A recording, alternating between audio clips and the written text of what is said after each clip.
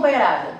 Então, esse vídeo é para a gente tratar a questão da militarização da educação, que é um dos mais fortes ataques que a educação pública vai passar nesse próximo período. O projeto de militarização não é uma proposta nova, desde 2013 já vem uma expansão da militarização da educação no Brasil, mas agora o governo Bolsonaro está fazendo de maneira diferenciada. O governo federal lançou o projeto na semana dos desfiles militares, está chamando a sua base aliada inteira para poder aprovar esse projeto com convencimento da sociedade, com legitimidade. Aqui em Brasília já estava tendo um projeto piloto que estava sendo implementado e foram feitas audiências públicas para poder convencer os trabalhadores da educação, os pais, os estudantes, a comunidade escolar desse projeto. E em vários lugares eles conseguiram convencer. Então por isso que a gente vai fazer esse vídeo com uma contra-argumentação. A gente vai pegar os principais pontos que eles apresentaram. Foram audiências públicas terríveis, assim, eram com as pessoas gritando, clamando pela militarização da educação. E aí a gente vai pegar esses argumentos que apareceram e vai contrapor e vai desfazer a argumentação. Por isso a importância desse vídeo. O principal argumento apresentado por quem defende a militarização é, sem dúvida, a questão da segurança, do combate à violência. E aí pega uma questão concreta, a gente está vivendo um período marcado pelo medo. O Brecht dizia que a sociedade fascista é uma sociedade que quem governa é o medo.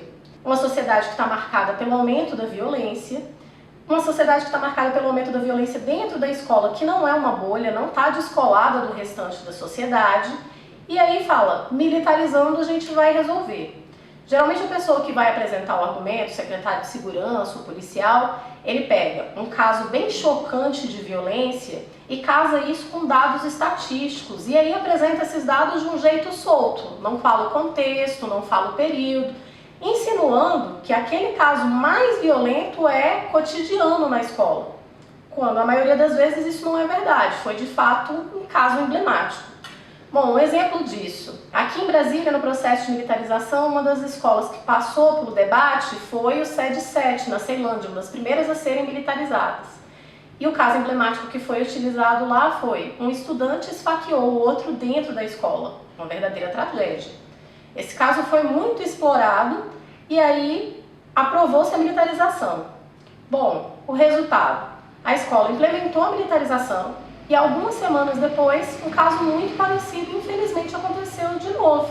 Um estudante esfaqueou outro no muro da escola. Sinal de que a militarização não resolve. Não adianta você tentar controlar todos os espaços da escola como maneira de proibir a violência. Acho que pegando um exemplo maior do contexto social, a questão da intervenção militar no Rio de Janeiro. Em 2017, quando foi feita a intervenção militar no Rio, falava-se que isso ia combater o tráfico de drogas, que ia acabar com a violência dentro dos morros. Bom, a intervenção acabou, o tráfico de drogas se mantém e a violência na comunidade aumentou bastante, aumentou o número de tiroteios, aumentou o número de valas escondidas, aumentou o número de assassinatos dentro da comunidade. Então, é falso o argumento de que militarizar resolve a violência. Na verdade, ela traz para dentro do ambiente um outro tipo de violência. Um outro argumento que eles costumam utilizar é a questão do uso de drogas dentro da escola. Então eles dão bastante ênfase dizendo, olha, os estudantes têm feito uso de álcool e de drogas dentro da escola. Infelizmente isso acontece, infelizmente isso é um problema social, tem aumentado cada vez mais o número de pessoas viciadas em drogas. Não só na escola, também na sociedade. Bom, se militarizar fosse a solução, nenhum presídio teria o uso de álcool e de drogas ilícitas, porque é um espaço completamente controlado pela polícia. Mas tem. Não é o fato de você colocar 20 a 25 policiais dentro da escola, colocar mais policiais do que trabalhadores da educação, que você vai fazer com que não tenha o uso de drogas ilícitas. Não é tratando a escola como quartel ou como um presídio. Escola é lugar de aprendizado, de um processo de educação, e não desse processo de controle autoritário que a militarização tenta impor. Um outro argumento central que é utilizado é a questão da melhoria da educação. E aí o governo está utilizando a questão dos colégios militares como propaganda, os índices de aprovação dos colégios militares, os alunos passando em prova do Enem, concurso público, para poder dizer que é isso que a militarização vai trazer. Isso é falso. Bom, primeiro que a gente precisa fazer uma correção, não são colégios militares, são escolas ligadas ao Ministério da Defesa. Qual é a diferença? Os trabalhadores dessa escola, os técnicos e os docentes, são civis. E o grande diferencial deles é o fato de serem mestres e doutores que prestam concurso para poder atuar nessa escola. É a qualificação profissional. Prova disso é que os institutos federais têm uma lógica completamente diferente e têm os mesmos índices, porque tem o mesmo concurso público, inclusive somos do mesmo sindicato, a mesma categoria, trabalhadores da educação federal. E não é isso que o governo está levando para as escolas que ele está militarizando agora. Ele está pegando a parte autoritária, que é a pior parte que tem, inclusive os educadores que trabalham nas escolas ligadas ao Ministério da Defesa, tem uma pauta histórica de sair do Ministério da Defesa, de sair desse processo de militarização. A vontade deles é migrar para o MEC, porque a educação tem que ser tratada por educadores, pelo Ministério da Educação, e não por militares. O que eles narram para a gente é que essa educação autoritária que é imposta nessas escolas com esse modelo, na verdade ela é um problema, ela não ajuda. Ela é um problema tanto para os educadores que sofrem assédio, pressão, controle das suas aulas, quanto para os estudantes que passam por uma pressão o tempo inteiro, uma cobrança e uma rigidez que não ajuda no seu processo educacional. Então o que garante a qualidade dessas escolas é profissionais de qualidade que estão atuando nessas escolas. E esses profissionais precisam de liberdade e de autonomia para poder atuar e não de um ambiente repressivo. Daí o governo se utiliza desse argumento para poder dizer que o projeto não é militar, é cívico-militar. Então vão ser os profissionais da educação responsáveis pela educação e os militares responsáveis pela segurança e que eles não vão ter interferência no processo pedagógico. Isso é uma grande mentira, porque na escola todos os processos e todos os momentos são pedagógicos.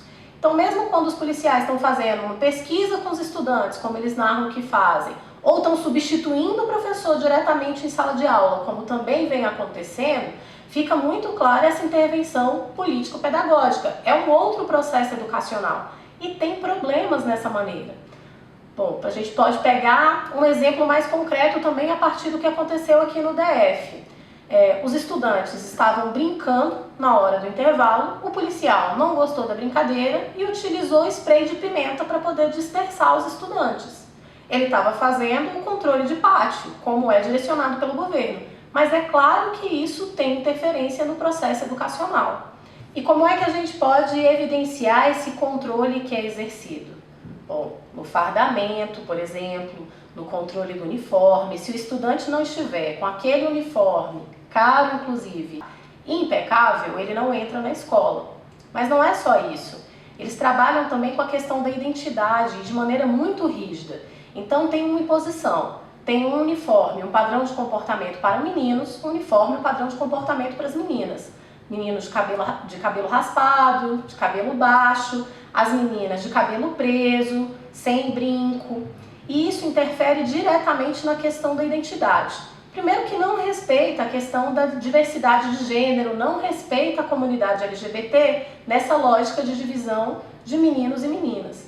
Segundo que não respeita, por exemplo, a nossa cultura negra. Os meninos, as meninas não podem usar o Black Power, não podem usar o Rastafari, que é uma questão fundamental na identidade.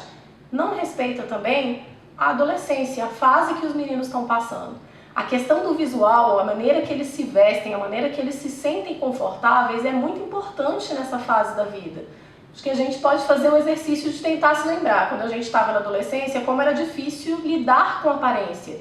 Isso também interfere no processo educacional. Mas essa lógica rígida militar interfere nisso, interfere também no processo pedagógico. Esse projeto autoritário de escola é um projeto privatizante, é um projeto de privatização da educação. Então, o setor privado ganha muito com essa perspectiva. À medida que vai aumentando o autoritarismo, os problemas dentro da escola, quem tiver condições vai matricular o seu filho numa escola privada. Isso reforça um problema e uma lógica que a gente já tem na educação brasileira. A escola de rico e a escola de pobre. Tem uma escola que forma o cara para ser o dono da empresa, o gerente da empresa. E tem uma escola que forma o cara que vai trabalhar para ele, que vai ser o empregado, que vai ser o funcionário, que vai ser o peão. Bom, com esse projeto de militarização, a gente vai ter, além da escola de pobre, a escola de pobre e a escola de mais pobre ainda, que é a escola militarizada.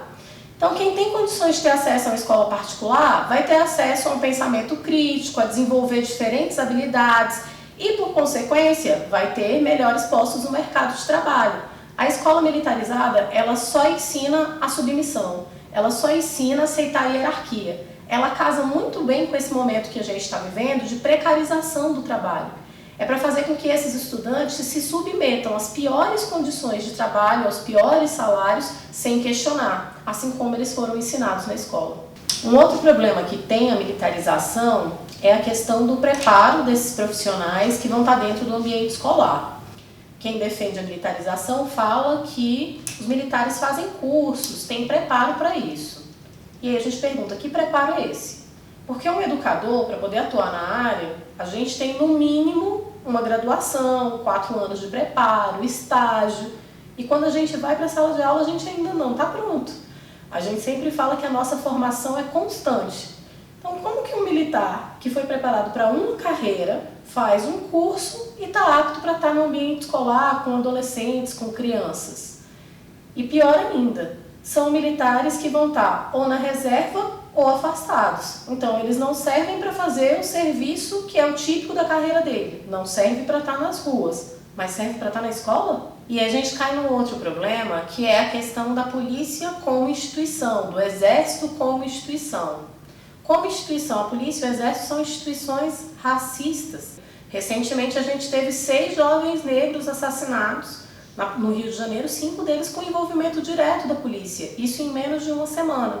Agora você imagina o que é para um estudante negro chegar na escola e se deparar com a abordagem que a polícia faz com ele na rua, com o olhar racista que ele recebe na rua, isso dentro da escola. Então, na verdade, vai gerar um clima de medo, vai gerar um ambiente em que essa criança, esse adolescente não se sente seguro e vai gerar a evasão e a saída da escola. Como instituição, a polícia tem o problema do machismo, dos militares que se escondem por trás da farda para ter um comportamento abusivo com as mulheres no meio da rua, para poder mexer com as mulheres, para poder atacar a nossa integridade sexual. Então, recentemente, a gente teve um caso de uma mulher que foi pedir ajuda para a polícia e foi estuprada dentro da viatura.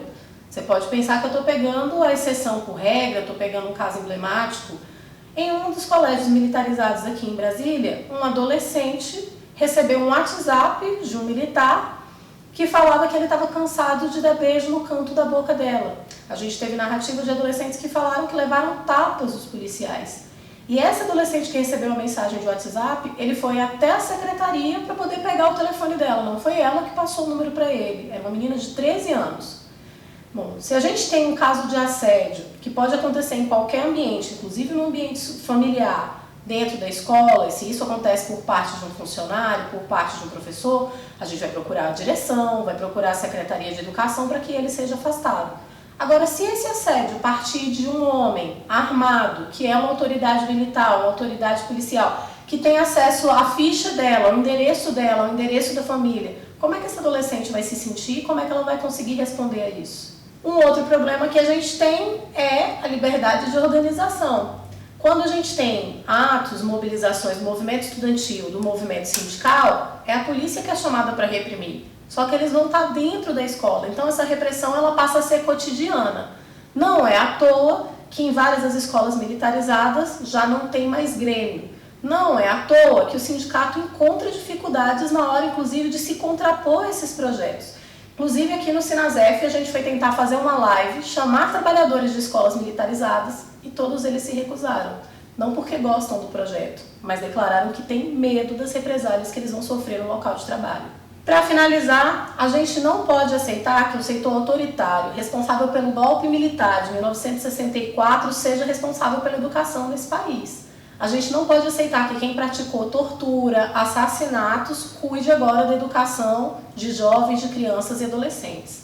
Bom, como a gente disse, é um projeto que o governo está tentando convencimento e aí fica inclusive para a gente pensar no próximo período que a gente vai viver.